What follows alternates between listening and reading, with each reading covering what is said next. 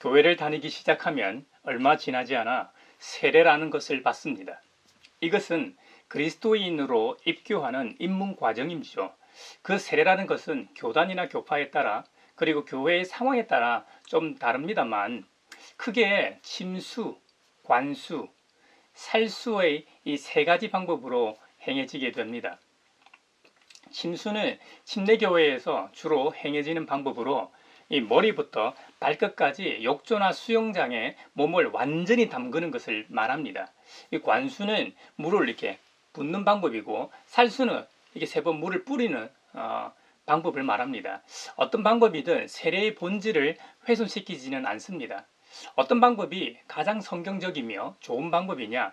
그건 정확히 알 수가 없습니다. 성경에 어떤 방법으로 하라고 나와 있지 않기 때문이죠. 다만 초대교회의 목회 지침서로서 12사도의 교훈서라고도 일컫는 디다케에서 어떻게 세례의 방법을 제시하고 있는지를 살펴보고 정답을 얻을 수 있을 겁니다. 디다케 제7장에 서술되어 있는 이 세례에 관한 부분은 다음과 같습니다. 세례에 있어서 여러분은 이렇게 세례를 주십시오. 성부와 성자와 성령의 이름으로 흐르는 물에서 세례를 주십시오. 찬물에서 할 수 없으면 따뜻한 물에서 하십시오. 만일 둘 다 없으면 성부와 성자와 성령의 이름으로 세 번 머리 위에 물을 부으십시오. 그리고 세례 성례전이 있기 전에 세례자나 수세자 그 외에 다른 사람들도 미리 금식하십시오. 특별히 세례 받을 사람에게는 하루나 이틀 전에 단식하기를 명하십시오. 이 세례자 요한 때처럼 반드시 강물에 들어가야 한다거나 온몸을 담가야 한다는 것이 문제되지 않음을 보여줍니다. 교회와 세례를 베푸는 상황에 따라 행하되 문제는 성부와 성자와 성령의 이름으로 물에 잠기게 하거나 물에 적시게 하는 형식을 통하여 세례를 주고받는데 그 강조점이 있음을 알 수 있습니다.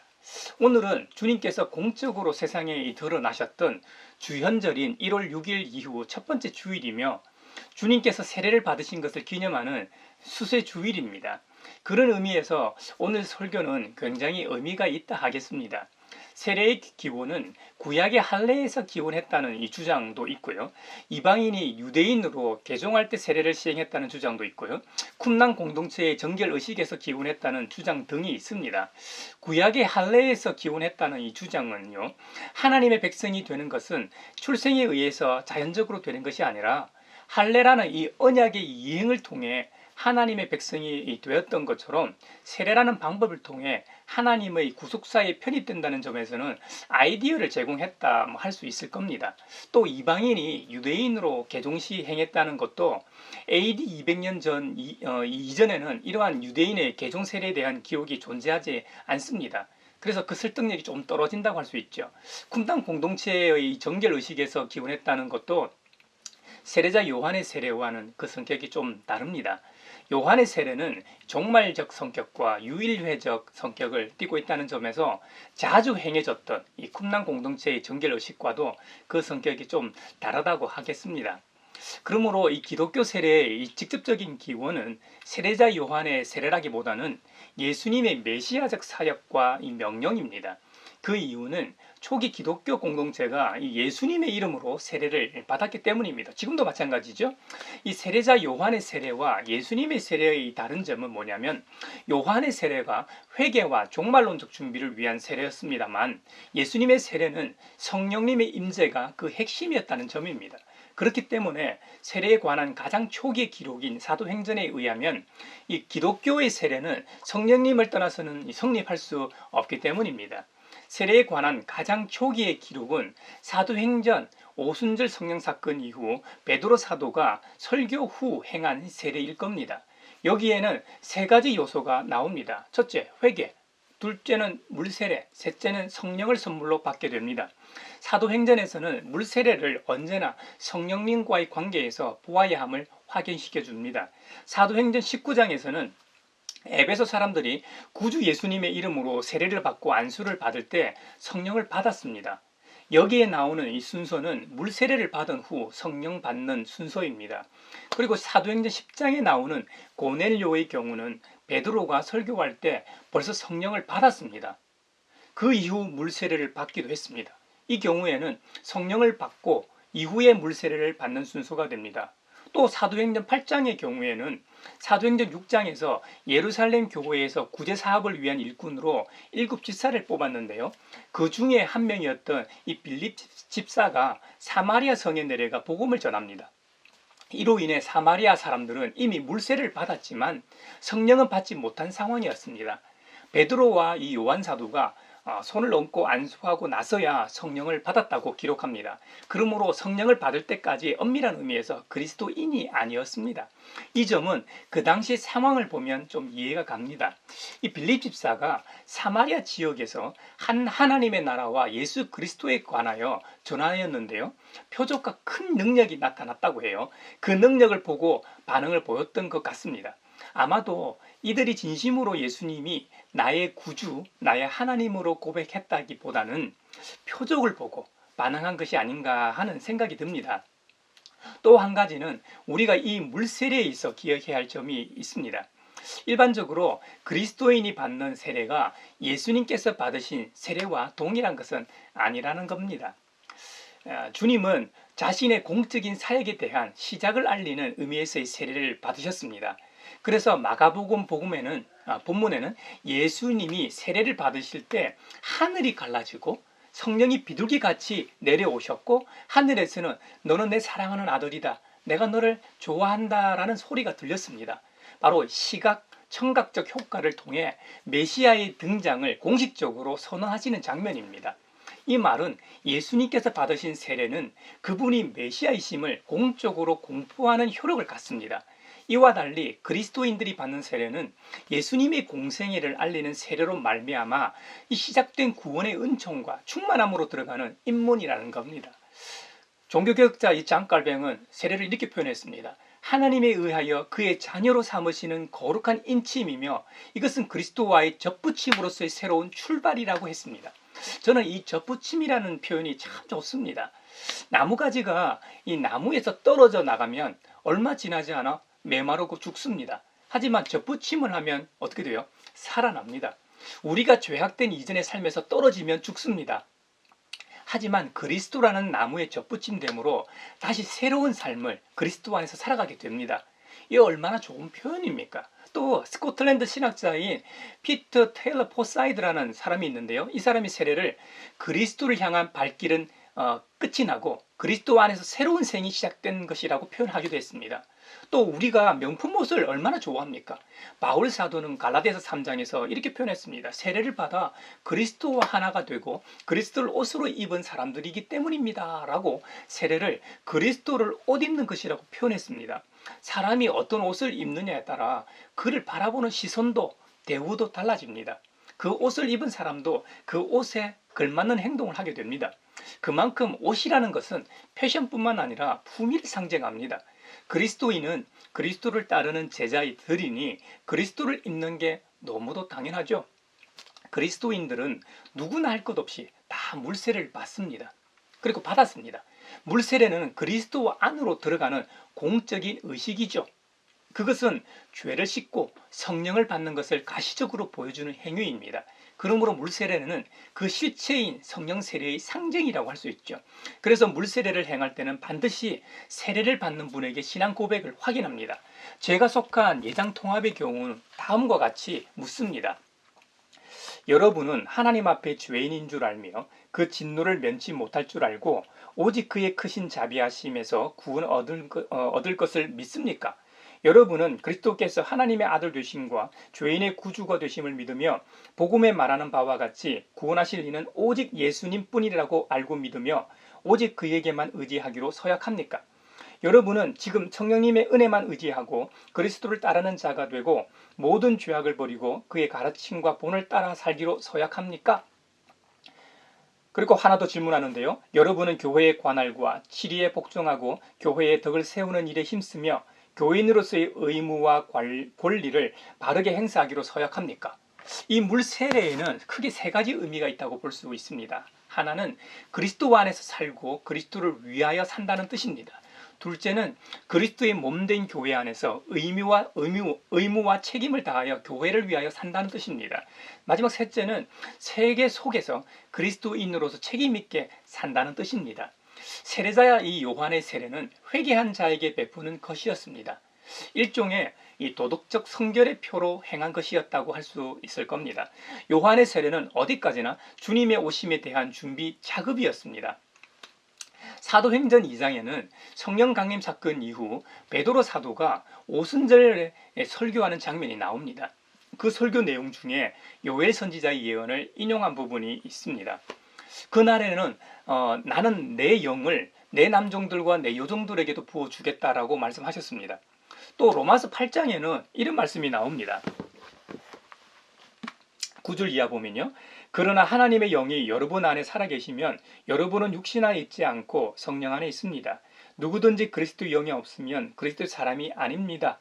또한 그리스도께서 여러분 안에 살아계시면 여러분의 몸은 죄 때문에 죽은 것이지만 영은 의 때문에 생명을 얻습니다. 예수를 죽은 사람들 가운데서 살리신 분의 영이 여러분 안에 살아계시면 그리스도를 죽은 사람들 가운데서 살리신 분께서 여러분 안에 계신 자기의 영으로 여러분의 죽을 몸도 살리실 것입니다. 아멘.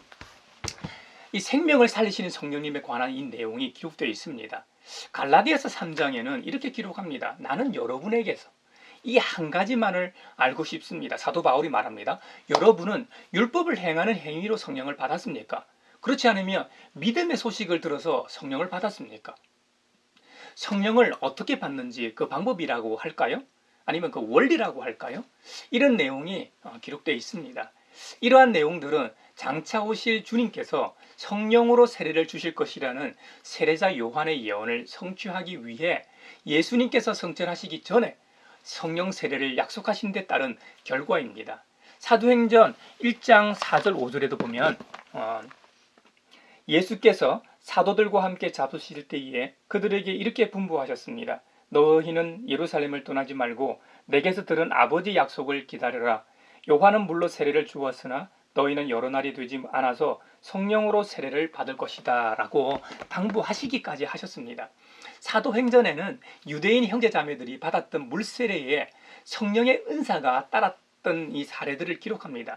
사도행전 2장 베드로 사도가 설교 후에 예수 그리스도의 이름으로 세례를 받고 죄 용서를 받으십시오. 그리하면 성령을 선물로 받을 것입니다 라고 말하자 그의 말을 받아들인 사람들은 세례를 받았는데 그 수가 약 3,000명이 되었다고 기록합니다.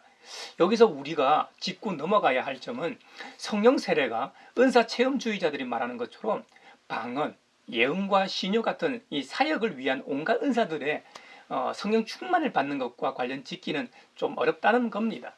성령 세례 이후 하나님의 주권적 선택으로 선물로 주어지는 것이기는 하나 모두에게 방언이 주어지거나 또 다른 은사가 주어지는 것은 아니라는 것만 봐도 알 수 있습니다.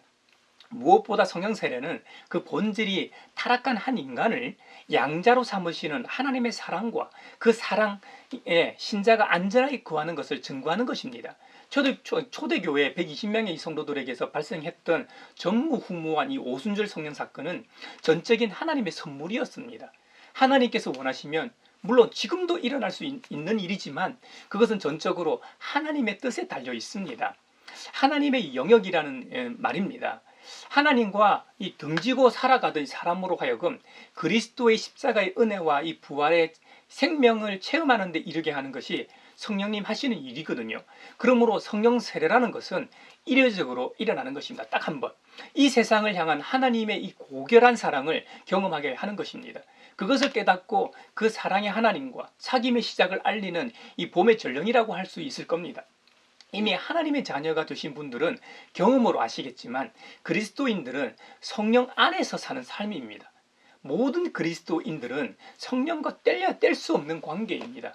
성경이 말하고 있고 그리스도인이 된 이들이 증언하듯이 성령을 힘입지 않고서는 아무도 예수님은 주님이시다 하고 말할 수 없습니다라는 이 말을 이해하게 되고 인정할 수밖에 없습니다.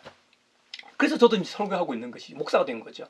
성령 하나님의 은혜와 동행이 아니면 그 누구도 그리스도의 장성한 분량까지, 즉 그리스도의 충만하심의 경지에까지 성장할 수도 없고 마음의 참 평화를 경험할 수도 없고 기도를 응답하시는 하나님과 인격적인 관계 속에서 기도할 수도 없습니다.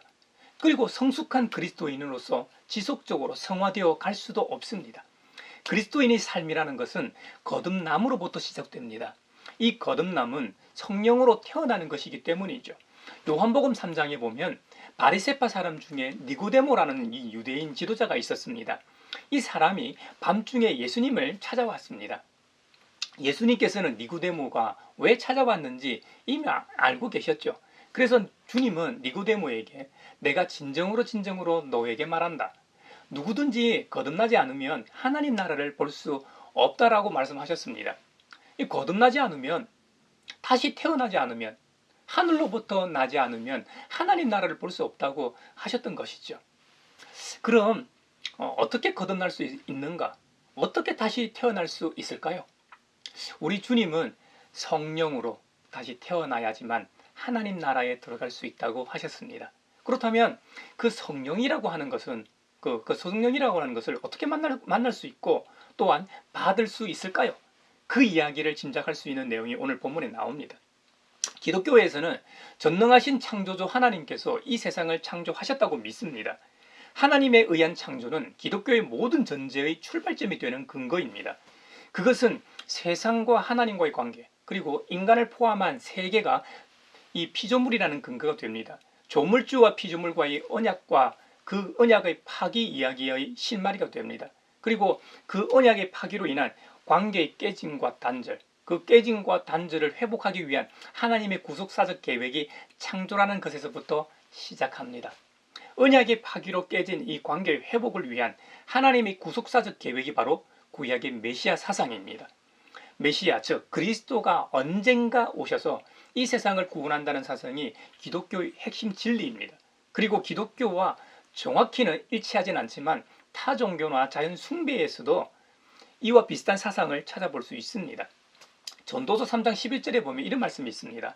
하나님은 사람들에게 과거와 미래를 생각할 수 있는 감각을 주셨다. 그러나 사람은 하나님이 하시는 일을 처음부터 끝까지 다 깨닫지는 못하게 하셨다라고 기록합니다. 창조주 하나님께서 피조물인 사람들에게 과거와 미래를 생각할 수 있는 감각을 주셨다고 기록합니다. 개역 개정판에서는 이것을 영원을 사모하는 마음을 주셨다고 번역했습니다. 이 말은 아무리 타락한 인간이라고 해도 조물주에 대한 이 그리움이라고 할까요? 마치 고향과 같은 근원으로의 회귀를 하게 만드셨다는 의미일 겁니다. 이 또한 하나님의 사랑의 장치라고 저는 생각합니다. 이 세상사에서 극악무도한 이 범죄자라고 해도 자신을 낳아준 어머니에 대한 그리움으로 인해 언젠가는 찾게 돼 있고 잠복하고 있던 경찰들에게 체포되는 경우를 종종 보는 것도 아마 이와 같은 것이 아닐까요? 이 신락 같은 희망도 하나님의 작품입니다. 그분의 구속사적 안전장치인데요. 그 사랑의 안전장치의 최고의 하이라이트가 바로 하나님의 아드님이신 예수님의 성육신 사건입니다. 주님은 그 성육신 사건을 통해 우리와 단절되었던 그 관계를 회복하길 원하십니다. 메시아로 오신 예수 그리스도의 십자가의 대속의 죽음과 부활이 조물주와의 깨어진 관계를 회복시킴으로써 하나님 품으로의 회귀를 위한 길을 활짝 열어놓으셨습니다. 이제는 누구라도 하나님께로 직접 마음대로 갈 수 있게 되었습니다. 하지만 그 좋은 길이 있다고 해도 그 길을 모른다면 갈 수가 없겠지요.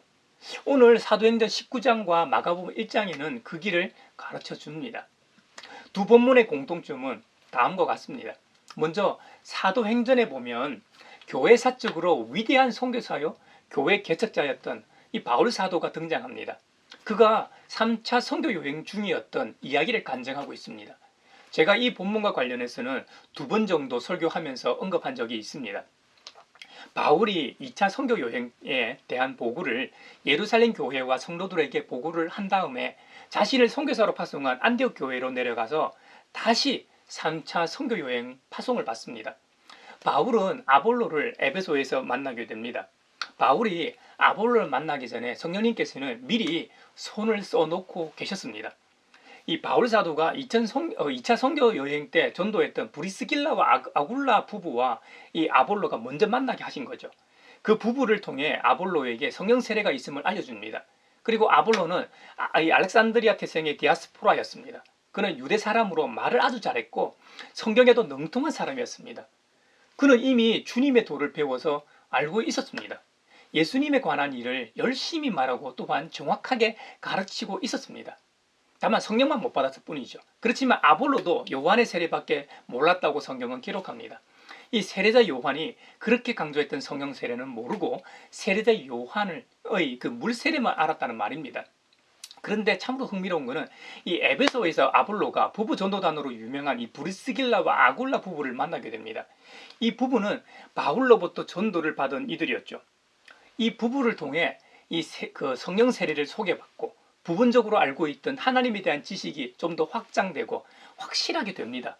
그리고 나서 성령 받고 난 다음에 말이죠. 놀라운 사실은 이 아볼로가 마음이 뜨거워졌는지 고린도와 아테네가 있던 아가야로 건너가서 선교 여행을 하고 싶어 했습니다. 그런데 참으로 흥미로운 점은 에베소 교회들이 이 아볼로를 격려하면서 에베소 교회의 이름으로 아볼로를 영접하라고 선교 편지를 함께 보냈다는 거예요. 그리고 그곳 아가야의 교우들이 환영했다는 겁니다. 그리고 그곳의 교회에 큰 힘이 되었다는 사실입니다. 우리는 교회의 머리이신 예수 그리스도를 중심으로 한 몸 된 지체라고 합니다. 하지만 교단과 교파는 말할 것도 없고 한 교회 안에서도 하나 되기는커녕 서로 싸우고 헐뜯는 모습을 쉽게 봅니다. 그리스도인이라는 이 표식이 오늘날 얼마나 가볍게 여겨지고 불리는 것인지 새삼 돌아보게 합니다. 그래서 제가 축도할 때마다 항상 넣는 내용이 있습니다. 주님의 몸된 하나의 거룩하고 보편적인 사도적인 모든 교회 위에 평강 주시길 간구하죠. 이 내용에 대해서는 다음에 관련 본문이 있을 때 좀 더 깊게 나누도록 하겠습니다. 이 축도의 내용을 주님의 몸된 한 지체로서 초대교회 성도들은 잘 실천하고 있었다는 것이죠. 초대교회 당시 교회의 핍박이 얼마나 심했던지 그 표식으로 익투스라는 이 물고기 문양을 통해 서로 확인했다는 것을 모르는 사람이 사실 별로 없을 겁니다. 그 뜻은 이렇죠. 예수 그리스도 하나님의 아들 구세주 이예수 크리스토스 데오 히오스 소테르의 약자로 바로 익투스이지요. 그들로 하여금 진실로 하나님을 보여주는 사례라 여겨집니다. 오늘날 다른 지역이나 다른 나라에서 왔지만 그리스도인이라는 표식이 우리로 하여금 그 형제나 자매를 어떻게 대하게 합니까? 초대교회에서는 세례를 아무에게나 함부로 주지 않았습니다. 그의 신앙을 철저히 검증하고 오랜 준비 과정을 통해 금식까지 하면서 베풀었다는 겁니다. 반면 요즘은 어떻습니까? 바쁜 일상으로 인해 길어봐야 4주 정도 교육합니다. 그러다 그것도 여의치 않으면 한두 시간으로 세례 교육을 끝내고 너무 쉽게 세례를 베풉니다. 그러니 오늘날의 세례를 받은 그리스도인이라는 이 표지가 힘을 발휘하지 못하는 이유 중에 하나가 아닐까요? 성경에 기록된 것들이 오래된 이야기이지만 볼 때마다 제 자신을 그리고 주님의 몸된 교회를 다시 한번 돌아보게 합니다. 그래서 성경을 거울이라고 하는가 봅니다. 바울 사도가 3차 선교 여행 중 북쪽 지방인 갈라디아와 이 부르기아 지방을 거쳐 에베소에 도착했습니다. 에베소에서 바울은 몇몇 제자들을 만나게 됩니다. 그런데 이들에게 성령을 받았습니까? 물으니 그들이 말하기를 우리는 성령이 있다는 말을 들어보지도 못하였습니다. 다만 우리는 요한의 세례를 받았습니다. 라고 대답했습니다. 이에 바울이 그 사람들에게 아니 당신들에게 세례를 베푼 요한도 말하기를 아니 자기 뒤에 오시는 분이 있는데 그분의 이름은 예수님이고 그분은 회개 세례를 주실 거라고 말했습니다. 라고 그들에게 말합니다. 이 말을 들은 에베소의 형제 자매들이 세례를 받았는데 그 수가 12명이었다고 합니다. 그리고 흔한 일은 아니지만 바울 사도가 그들에게 주 예수님의 이름으로 세례를 베풀고 그들에게 손을 얹으니 성령이 그들에게 내렸습니다. 그리고 그들은 방언으로 말하고 예언도 했다고 기록합니다. 좀 전에 제가 성령 세례와 은사주의와의 관계를 살짝 언급했습니다만은 여기서 우리가 좀 더 깊게 생각해 볼 게 하나 더 있습니다. 성령 세례를 받으면 방언을 하는가 하는 문제입니다. 성령은 하나님의 영으로서 구약에서는 루아흐라는 단어를 가리킵니다. 원래는 바람, 공기, 호흡, 생기를 뜻하는 단어입니다. 사사기에서 삼손에게 큰 힘이 임했습니다. 역사상 가장 큰 힘을 소유한 사람으로 등장하지요. 그가 사자를 찢을 때 바로 이 하나님의 영이 삼손에게 강하게 임하였다고 기록합니다. 이 사건 외에도 삼손이 힘을 발휘할 때마다 꼭 먼저 하나님의 영이 임하였다고 사사기에 기록합니다. 하지만 삼손이 하나님과 약속을 가볍게 여긴 결과 머리칼을 잘리게 됩니다. 이후 더 이상 이 강한 힘을 발휘하지 못합니다. 삼손의 힘이 약해진 것이 겉으로 보기에 머리카락 때문인 것처럼 보입니다. 그러나 사실은 머리칼 때문이 아니라 하나님께서 언약을 파기한 삼손을 떠나셨기 때문입니다.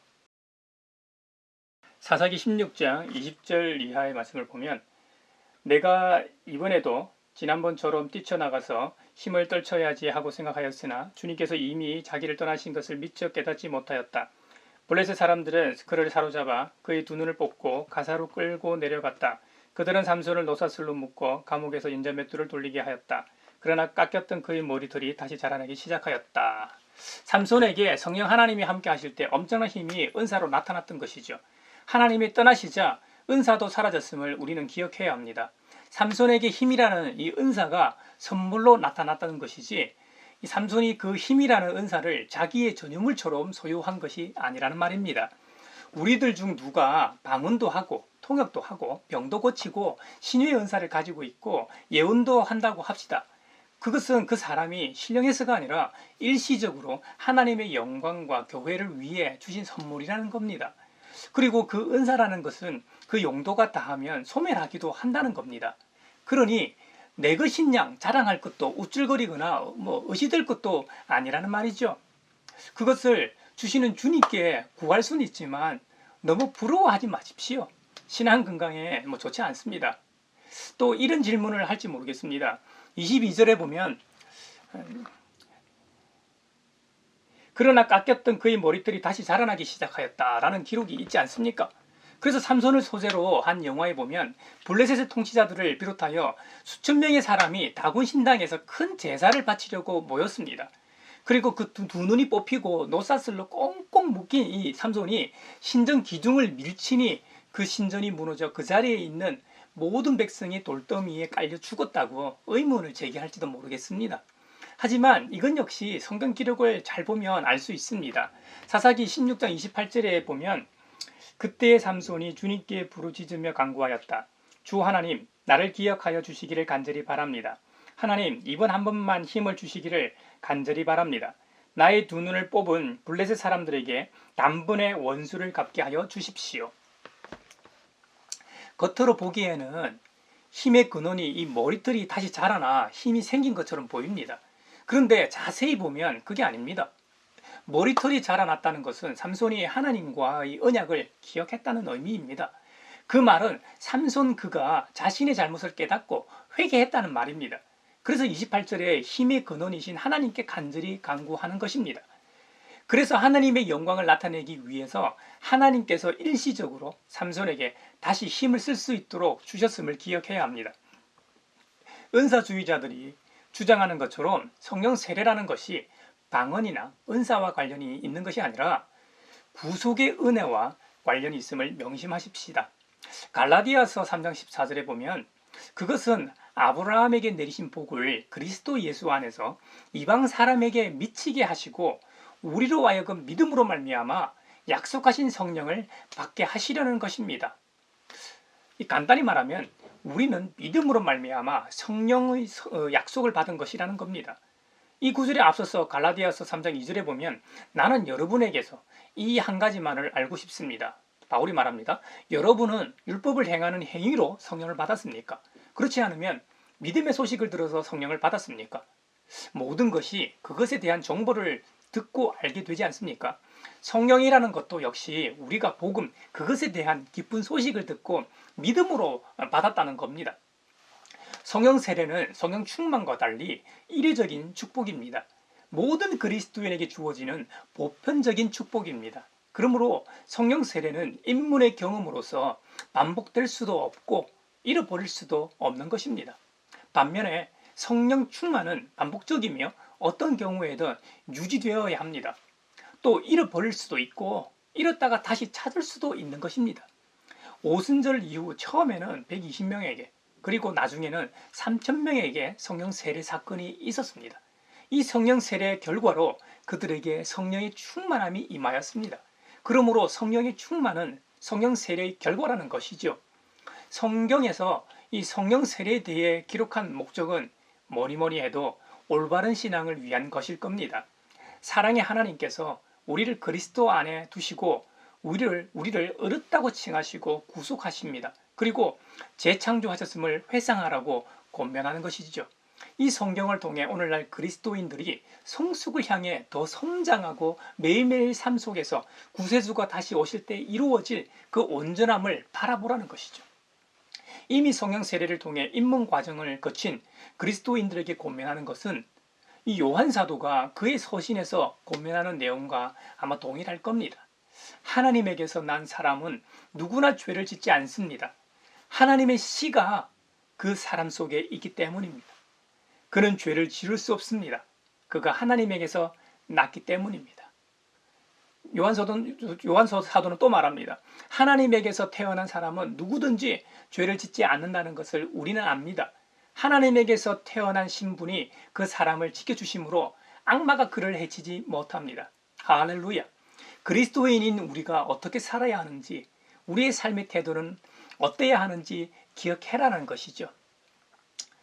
사랑하는 형제자매 여러분, 하나님께서는 우리에게 그리스도 안에서 우리를 위해 이미 행하신 것을 우리가 일상생활의 구체적인 삶의 현장 속에서 살아내야 한다고 말씀하시는 겁니다. 믿음의 선배들이 기록을 통해 우리에게 호소하는 것은 우리가 믿음, 소망, 사랑, 하나님에 대한 지식과 거룩함에서 자라날 것을 권면합니다. 이미 그리스도 안에 있는 자들은 성령 세례를 통해 가장 큰 선물인 구원을 받았기 때문에 뭔가 또 다른 선물이 더 필요하지 않습니다. 다른 무언가가 필요하다는 생각은 주님의 충만하심과 만족해 하심을 폄하하는 것일지도 모릅니다. 이번 한 주간도 우리가 경험하고 누리고 있는 이 성령 세례의 축복과 은총 속에서 살아가시길 바랍니다. 우리를 주님의 자녀로 부르시고 우리와 함께 동행하길 원하시는 이 성삼위 하나님과 함께하는 저와 여러분이 되시기를 축복합니다.